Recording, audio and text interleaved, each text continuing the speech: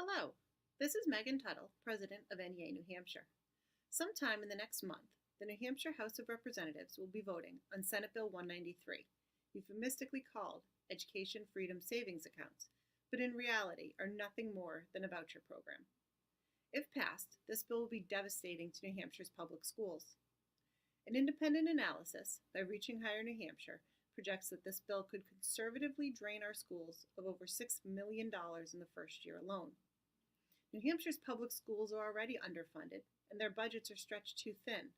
We cannot afford to cut funding even more. This money would be transferred to private schools, including religious schools that have no responsibility to offer special education services. If they don't offer these services, it falls on the public schools. That means they're taking funding from public schools, but still making them foot the bill for special education services. Nor do these schools have to adhere to New Hampshire's non-discrimination laws. In fact, supporters of the bill specifically voted down an amendment that would have required them to do so.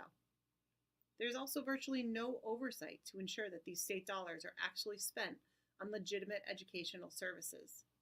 This is bad enough when we're talking about private schools, but homeschool parents would also be eligible for these vouchers and free to spend tax dollars on virtually anything under the guise of education. I wonder how many homeschooled students will be getting their education from a brand new flat screen TV. As you can see, this bill could be devastating to our state's public schools. That's why I'm asking you to help us stop this bill.